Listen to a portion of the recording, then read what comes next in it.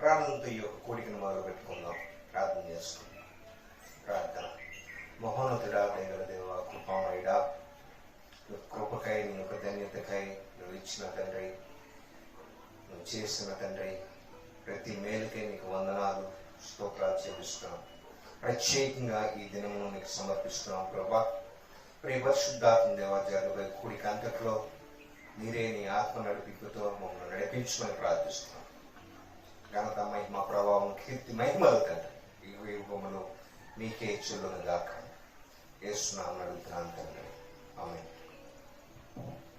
ఒక పాట పాడుకొని దేవుని నామాన్ని మహిమపరుద్దాం. రాజధాని భవనంలో రేయి పగలు వేచి ఉందును అనే పాట పాడుకొని దేవుని నామాన్ని మహిమపరుద్దాం.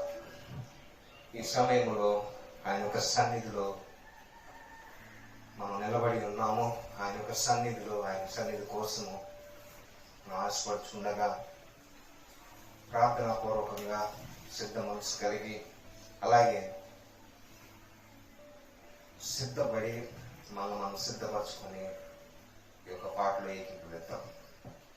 రాజ్య నిభవనములో రేయి పగలు వేచియుందును, యేసు రాజ్య నిభవనములో రేయి పగలు వేచియుందును, నిన్నే స్తుతించి ఆరాధింతును, నా చింతలు మరచెదను, నిన్నే స్తుతించి ఆరాధింతును. యేసయ్యా, మా చింతలు మరచెదము, ఆరాధన ఆరాధన. అబ్బా తండ్రి నీకేనయ్యా ఆరాధన ఆరాధన. అబ్బా తండ్రి నీకేనయ్యా, మా బలమా మా కోట, ఆరాధన నీకే, మా దుర్గమా ఆశ్రయమా, ఆరాధన నీకే, నా బలమా నా కోట, ఆరాధన నీకే, నా దుర్గమా ఆశ్రయమా, ఆరాధన నీకే, ఆరాధన ఆరాధన. అబ్బా తండ్రి నీకేనయ్యా ఆరాధన ఆరాధన. తండ్రి నీకేనయ్యా ఆరాధన ఆరాధన. అబ్బా తండ్రి నీకేనయ్యా ఆరాధన. మీ యొక్క ప్రశ్న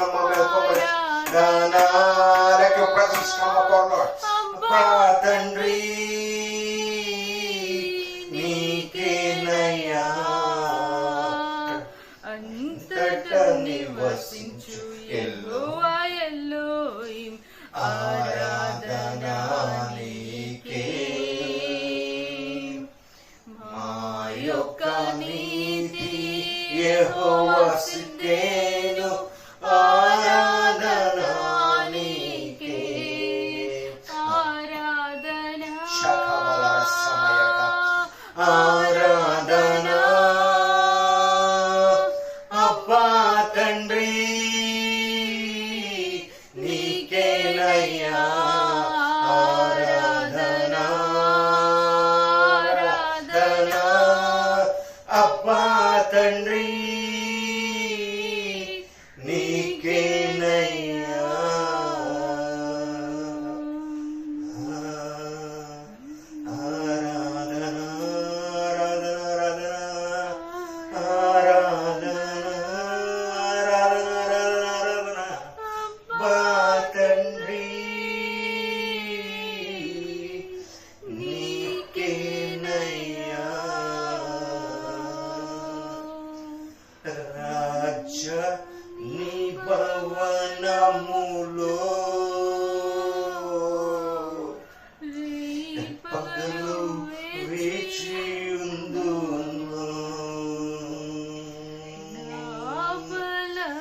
రాజ్య నీ భవనములో అయా యేసయ్యా రేయి పగలు వేచియుందును.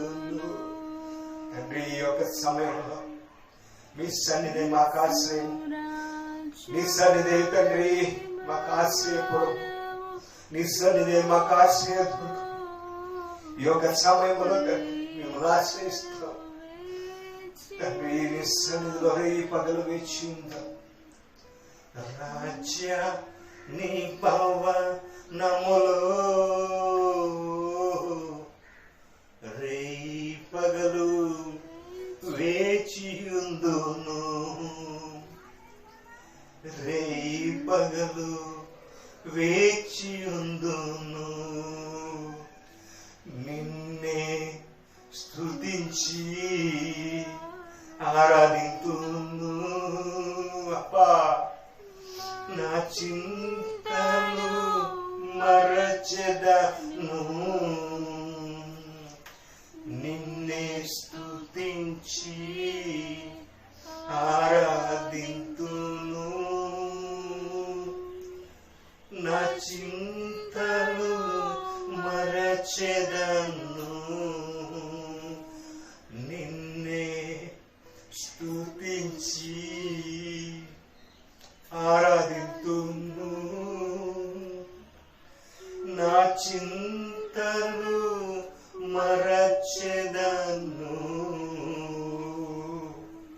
దేవా మా కాపుదల అయి ఉన్నప్పుడు, నా బిడ్డల కాపుదల అయి ఉన్నప్పుడు నిన్నే స్తుతించి నిన్నే ఆరాధించి మా చింతలన్నీ తండ్రి మీ మీద వేసి మా చింతలన్నీ కూడా మర్చిపోతాం. యేసయ్యా నీ యొక్క ప్రసన్నత మా మీద ఇచ్చినందుకు స్తోత్రం. బలమైన ఆత్మతో ఈ సమయంలో మమ్మల్ని తాకండి.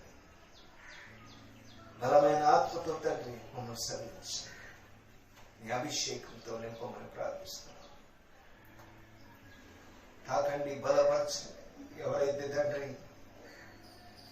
మీరు ఏర్పరచుకున్నారో ఈ యొక్క కూడికి వాళ్ళందరినీ తోడుకొని రండి. అద్భుతాలు చేయు దేవా, స్వస్థపరచు దేవా, విడుదల అనుగ్రహించు దేవా, బలపరచు దేవా, ఆస్వాదించు దేవా, మీకు స్తుతులు అర్పిస్తున్నాను. మీ నామ ఘన కీర్తన చేయించుండగా మీ యొక్క సన్నిధి మా మీద కుమరించినందుకు స్తోత్రం. బలమైన వాక్కుతో మమ్మల్ని సంధించి మమ్మల్ని బలపరిచి నామాన్ని గనపరచుకోమని శాఖల వెనకల చెవులు గ్రహించగల హృదయం మాకన గ్రహించు. మీ గుడ్డల హృదయాలు తెరవమని ప్రార్థిస్తూ నజరేయుడైన యేసు నామమున అడిగి వేడుకుంటున్నాను తండ్రి.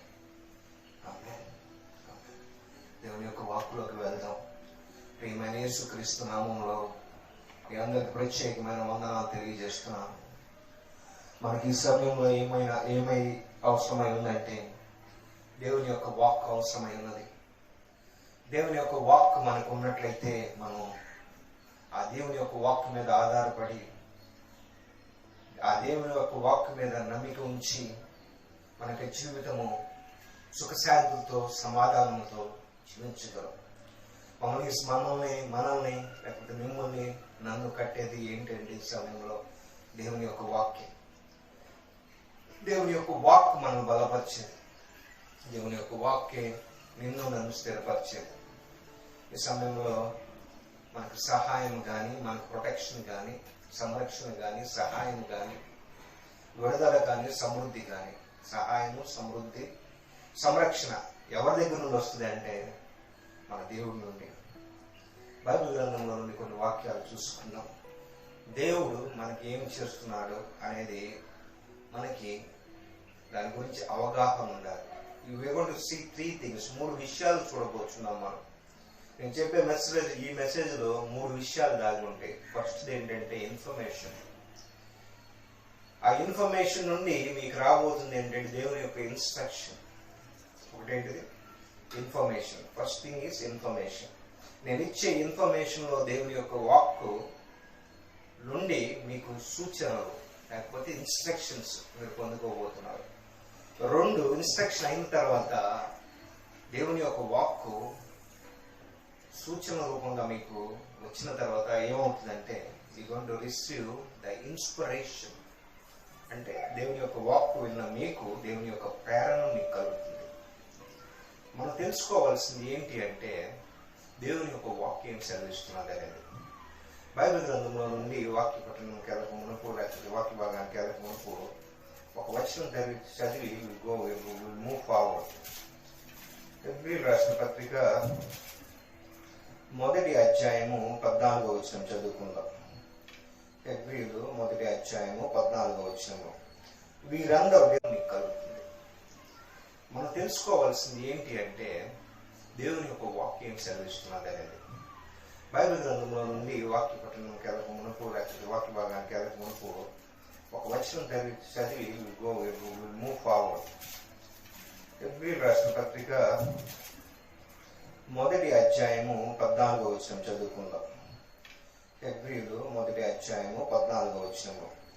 వీరందరూ దేవదూతల గురించి మాట్లాడుతున్నారు. వీరందరూ రక్షణను స్వాస్థ్యము పొందబో వారికి పరిచారం చేయుటకై పంపబడిన సేవకులైన ఆత్మల ద్వారా all these ministering spirits send forth for the heirs of salvation. రక్షింపబడిన వాళ్ళకి ఇవ్వబడినది ఏంటి అంటే ఒక ఎస్కార్ట్ ఫోర్స్ ఇవ్వబడింది. దీనికి వాక్య భాగానికి వెళ్ళక మనకు we are going to see the base of the source of the primary thing. మూలానికి వెళ్దాం. ఈ మూలంలో ఏంటంటే ఈ లోకంలో రెండు ఫోర్సెస్ ఉన్నాయి. ఒకటేమో godly force, divine force, god's messengers, god's angelic force, రెండు డిమోనిక్ ఫోర్స్.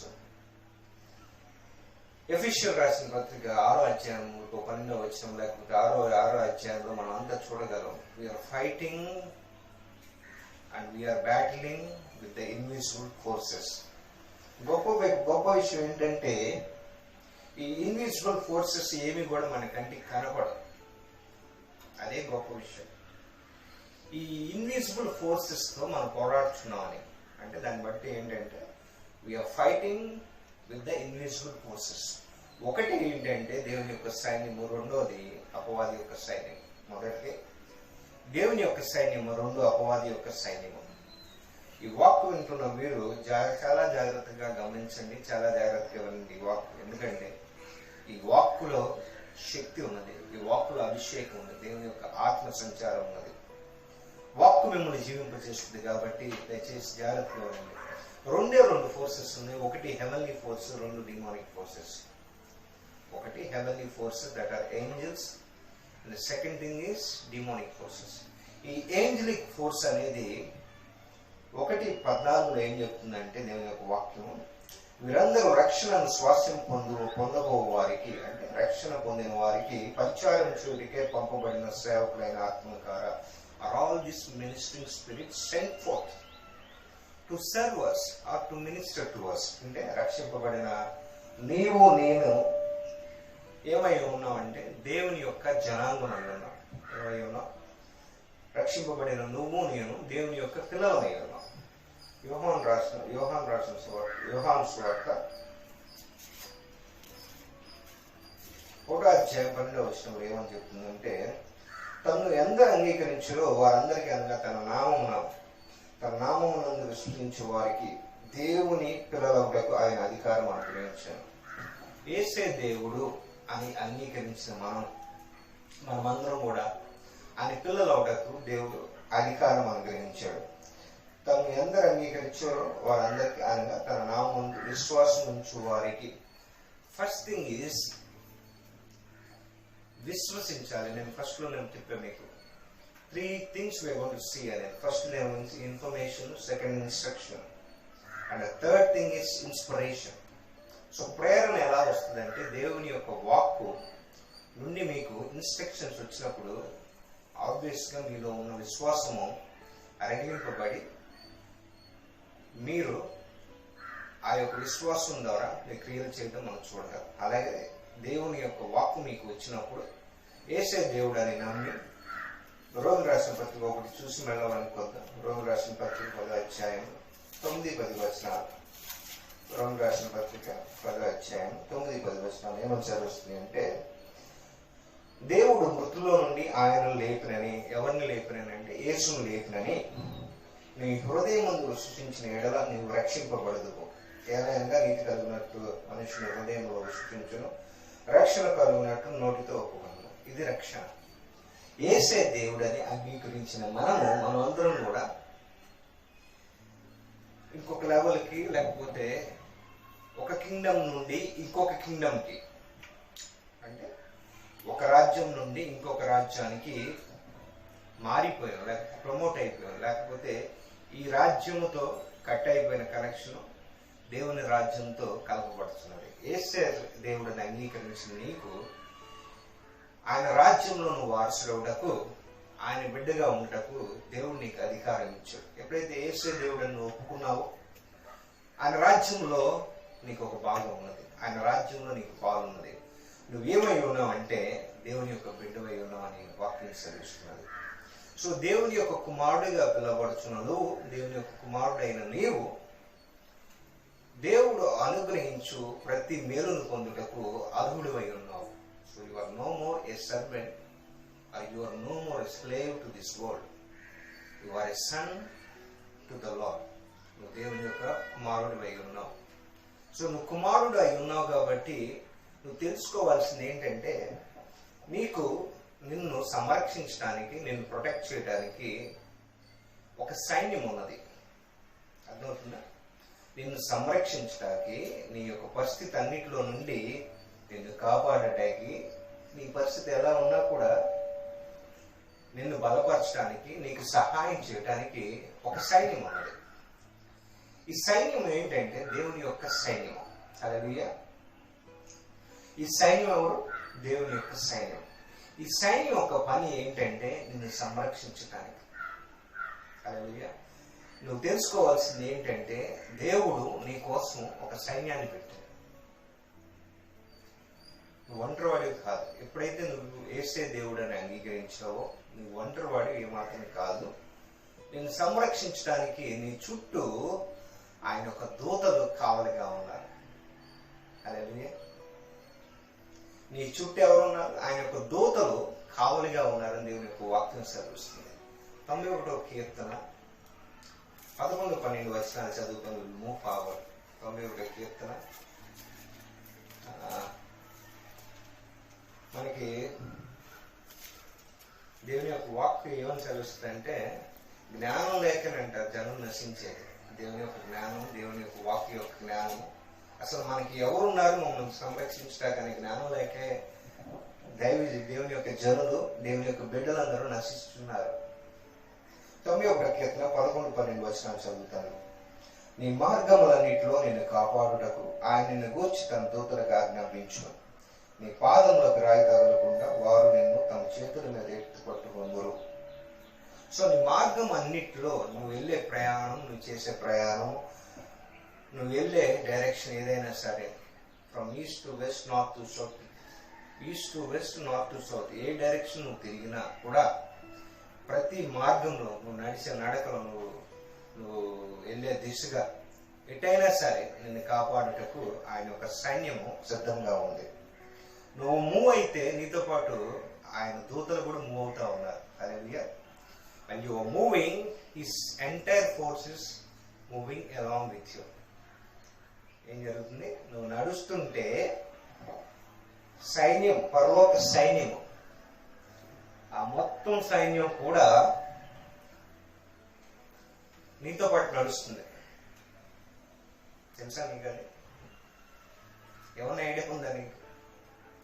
నువ్వు నడుస్తుంటే మొత్తం సైన్యం కూడా నీతో పాటు నడుస్తా ఉంది. వాక్ చాలా జ్ఞానంగా, చాలా ఓర్పుతో ఈ వాక్ను విను. నువ్వు నడుస్తుంటే నీతో పాటు దేవుని యొక్క సైన్యము నడుస్తుంది. Why I am emphasizing on this area? మనకి జ్ఞానం లేక, లేకపోతే దాని గురించి అండర్స్టాండింగ్ లేక మనం ఏమైపోతామో, మన పరిస్థితి ఏంటో అని భయపడిపోతాము. Once you accept Jesus as your living Savior, దేవుడు నామానికి మహిమ కలుగును గాక. సో నువ్వు ఏ డైరెక్షన్ మూవ్ అయినా కూడా నిన్ను సంరక్షించడానికి, నేను ప్రొటెక్ట్ చేయడానికి ఎవరున్నారంటే నీకు ఇవ్వబడిన దేవదూతల సైన్యం. These are the invisible forces or invisible heavenly beings which are assigned to the heir of the salvation. రక్షింపబడిన వాళ్ళకి దేవుడు అనుగ్రహించిన, ఆయన పిల్లలకి ఇవ్వబడిన ప్రొటెక్షన్ ఏంజల్స్, లేకపోతే ఏంజలిక్ ఫోర్స్, ఆయన మినిస్టరింగ్ స్పిరిట్స్, ఆయన గార్డింగ్ ఏంజల్స్, వీళ్ళందరూ కూడా నిన్ను సంరక్షిస్తూ ఉంటారు. సో ఎప్పుడైతే నీకు సంరక్షణ ఉంది అనే ధైర్యం ఉంటుందో నువ్వు దేనికి భయపడవు. ఎందుకంటే Bible says you are in this world but you are out of this world. నువ్వు ఈ లోకంలో నివాసం చేస్తున్నావు కానీ but you don't belong to this world. నీకు ఏమన్నా కావాలి అంటే అదంతా కూడా పరలోకం నుండి రావాల్సింది. నీకు ఒక సోర్స్ ఉంది. Never ever forget this. నీకు ఏది కావాలన్నా, పెన్ను కావాలన్నా, పుస్తకం కావాలన్నా, డబ్బులు కావాలన్నా, సంతోషం, సమాధానం ఇవన్నీ కూడా ఏది కావాలన్నా కూడా నీకు పరలోకం నుండి నీకు రావాల్సింది. ఆ దేవాది దేవుడు నీకు ఇవ్వాల్సింది. అది ఎప్పుడు జ్ఞాపకం చేసుకో. ఆ దేవుడు నిత్యం నీకు ఇస్తా ఉన్నాడు. ఈ సమయంలో నీకు జ్ఞాపకం చేస్తా ఉంది ఏంటంటే నీకు ఇవ్వబడిన ఆ సైన్యాన్ని గురించి నువ్వు జ్ఞాపకం చేసుకో. హల్లెలూయా. 2 రాజులు 5వ అధ్యాయము 16-17 వచనం. ఇక్కడ దైవజనుని అటాక్ చేయడానికి ఒక సైన్యము, ఒక రాజ్యపు సైన్యం ఫిజికల్ గా ఆయన అటాక్ చేయడానికి వస్తా ఉన్నారు. ఫిజికల్ గా రాజుని అటాక్ చేయడానికి వచ్చినప్పుడు 5వ అధ్యాయం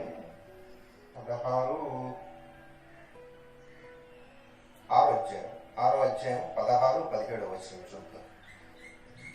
అప్పుడు ఈ దైవజనుడు ఆ పక్కనున్న తన సేవకుడైన వ్యక్తి భయపడుచుండగా ఈ సేవకుడితో పలుకుచున్న మాటలు, అలాగే సేవకుడు కొరకు ప్రార్థన చేసినప్పుడు దేవుడు ఏం చేస్తుందో చూద్దాం.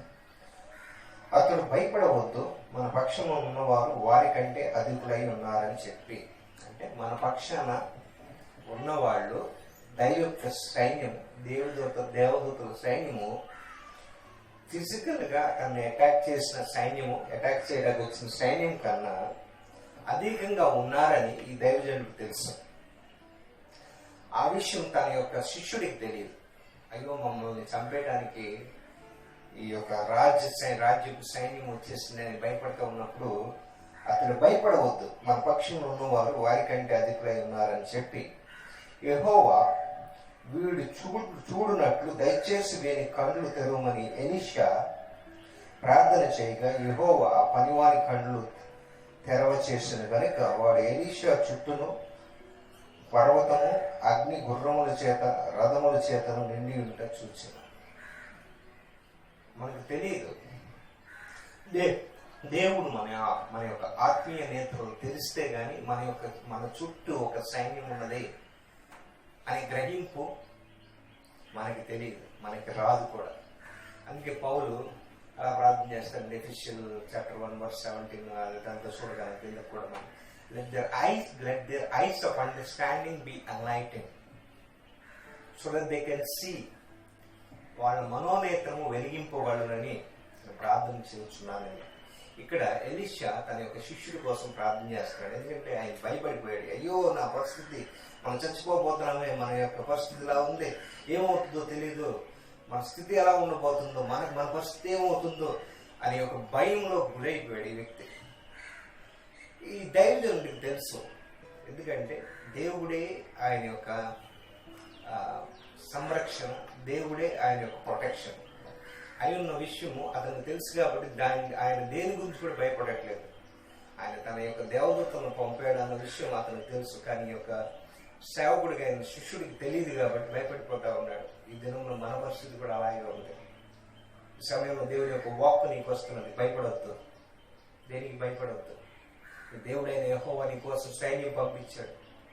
ఈ సైన్యం నిన్ను కాపాడడానికి నీ పాదములకు రాయి తగలకుండా వాళ్ళు నిన్ను తమ చేతుల మీద 9:11-12 మనం చూసిన ప్రకారం నీ పాదములకు రాయి తగలకుండా వారు నిన్ను తమ చేతుల మీద ఎత్తి పట్టుకుందరు.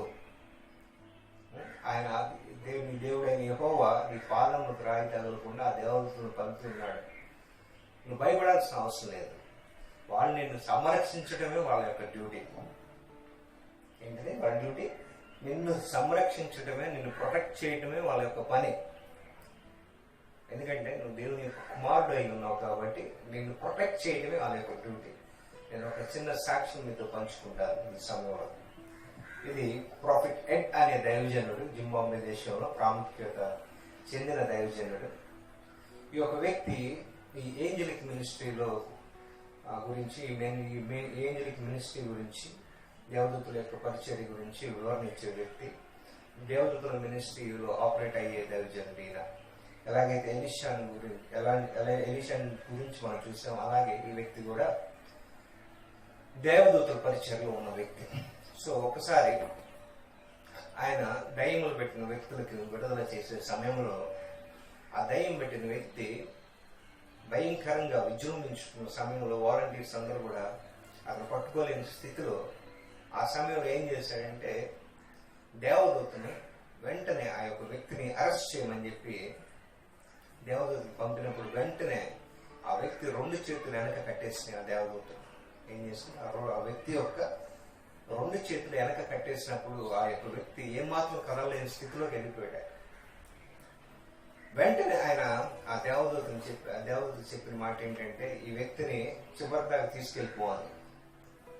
ఈ వ్యక్తిని చివరిదాకా తీసుకెళ్ళిపోవన్నప్పుడు వెంటనే దేవదూత ఒక మనిషి చెప్పితే ఎలాగ మనుషులు విని ఫిజికల్ గా ఆ వ్యక్తులు పనిచేస్తారో అలాగే ఈ యొక్క దైవజనుడు చెప్పినప్పుడు ఆ దేవదూతలు వెంటనే ఈ వ్యక్తిని లాక్కుంటూ వెళ్ళిపోవటం మనం చూడగలం. ఈ వ్యక్తిని వెంటనే చివరిలా తీసుకెళ్ళి ఆయన ఇచ్చే ప్రతి కమాండ్ కి ఏంజలిక్ ఫోర్స్ రెస్పాండ్ అవటం మనం చూడగలం. దీన్ని బట్టి ఏమవుతుంది ఏంటంటే మనకు దీని గురించి జ్ఞానం లేదు, అవగాహన లేదు. ఈ సమయంలో నేను ముందే చెప్పాను, మీకు ఇన్ఫర్మేషన్ వస్తున్న సమయంలో దాంట్లో నుండి మీకు ఇన్స్ట్రక్షన్స్ వస్తాయి. ఎప్పుడైతే మీకు ఆ ఇన్స్ట్రక్షన్స్ వస్తుందో ఆబ్వియస్ గా మీకు ఇన్స్పిరేషన్ వస్తూ ఉంటుంది. అయ్యో ఇది సత్యమే, దీని గురించి అవగాహన లేదే, ఎక్కడో జరుగుతుంది, ఎక్కడెక్కడో జరుగుతుంది, బైబిల్ గ్రంథంలో లిఖింపబడింది, ఇది సత్యము, నన్ను సంరక్షించడానికి దేవదూతల సైన్యం నా దేవుడు పంపి ఉన్నాడు. దేవుని యొక్క వాక్కు సత్యం. ఎందుకంటే నువ్వు you don't belong to this world. నీ పౌరసత్వం ఈ లోకం కాదు, పరలోకమే నీ పౌరసత్వం. You have to act according to the heavenly laws. నువ్వు ఎలాగ జీవించాలి, ఎలాగ నడవాలి అంటే పరలోకపు చట్టం ప్రకారం నువ్వు నడవాలి ఈ లోకంలో. Because you don't belong to this world. నువ్వు యాత్రికుడు అని దేవుని వాక్కు సెలవిస్తున్నది. సో నువ్వు యాత్రికుడు అయిన నీకు నీకు సంరక్షణ ఎక్కడి నుండి వస్తుంది అంటే, ప్రొటెక్షన్ ఎక్కడి నుండి వస్తుంది అంటే ఆ దేవుడి నుండే నీకు ప్రొటెక్షన్ వస్తుంది. You are safe in his hand, you are protected by the heavenly beings.